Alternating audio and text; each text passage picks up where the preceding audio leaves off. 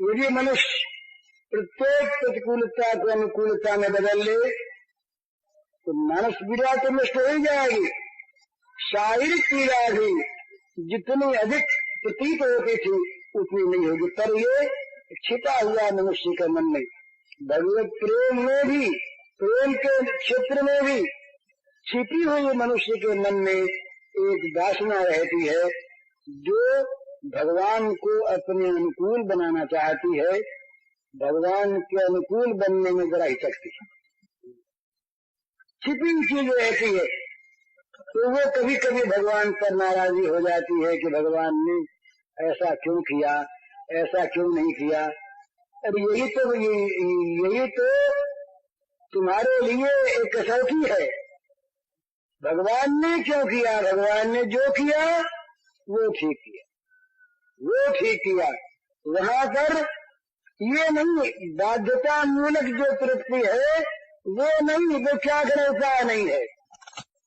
भला ये जाम भगवान के हम किसी प्रकार के फल के प्राप्त होने पर जो हम कह देते हैं भाई क्या करें, जबरदस्त के आगे झुकना पड़ता है, भगवान के आगे जोर तो है नहीं, हुआ तो बड़ा बुरा, तो भगवान के आगे जोर तो है नहीं, जो करे सो करे। अब क्या करें, संतोष करें भाई, ये संतोष नहीं है, ये तो मजबूरी है। हम अगर कर पाते तो दूसरी चीज करते, कर नहीं पाते मजबूरी का संतोष है। ये नहीं, ये हो कि भगवान ने जो ये किया इसी में हमारा मंगल है, बड़ा अच्छा हुआ, इससे लाभ होगा, ये विश्वास है। पर ये भी प्रेम नहीं है। प्रेम तो है कि मंगल अमंगल कुछ नहीं, मंगल होगा या मंगल होगा ये कल्पना नहीं है। हमारे प्रियतम प्रसन्न है, बस उनकी प्रसन्नता के लिए सुख भोगना स्वीकार, उनकी प्रसन्नता के लिए दुख भोगना स्वीकार, उनकी प्रसन्नता के लिए उनका वियोग स्वीकार, उनकी प्रसन्नता के लिए उनका संयोग स्वीकार, उनकी प्रसन्नता के लिए नरक में जाना स्वीकार, उनकी प्रसन्नता के लिए नित्य उनके पास रहना, वैकुंठ में रहना स्वीकार। हम जीवन में केवल चाहिए उनकी प्रसन्नता। वहाँ यहाँ प्रतिकूलता ही नहीं, यहाँ प्रतिकूलता का सर्वथा नाश हो गया। प्रतिकूलता नहीं, असंतोष नहीं, केवल सुख है, केवल आनंद है। और वो आनंद है केवल इसी बात को लेकर कि हमारे प्रेमास्पद प्रियतम सुखी। तो किसी भी पीड़ा में, संसार के किसी भी बड़े से बड़े दुख में आप दृष्टा बन जाइए, करके देखिए, दृष्टा बनिए, तुरंत वो पीड़ा मानसिक तो नष्ट हो जाएगी, शारीरिक भी कम हो जाएगी। और आप यदि उसमें प्रियतम का हंसता हुआ मुख देखिए अपनी पीड़ा में,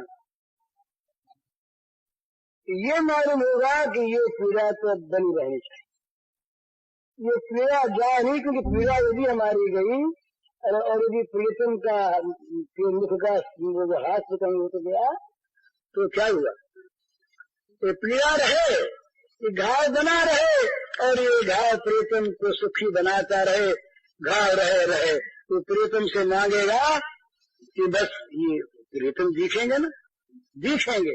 कुंती ने महाराज वरदान मांग लिया, कुंती से पूछा, पूछने की बात शब्दों में नहीं आती भागवत में। बुआ रही, बोले बुआ जी कुछ आपको भी चाहिए रही, बोले हाँ महाबेटा चाहिए। क्या चाहिए? विपद संत न शाश्वत यत्र जगत गुरु भवतो दर्शनम यस्यात् पुनर्भव दर्शनम। श्री कृष्ण, हमें तो तुम सब जगह पीड़ा ही पीड़ा देते रहो, ये भी कोई वरदान मांगना है? श्री कृष्ण जो सुख के समुद्र उनसे मांगती है, मुंह मांगा वरदान देने की बात सुनकर कि पीड़ा दो। हृदय पीड़ा से क्या होगा कि पीड़ा में तुम्हारे दर्शन होंगे, भगवतो दर्शनम यस्यात्।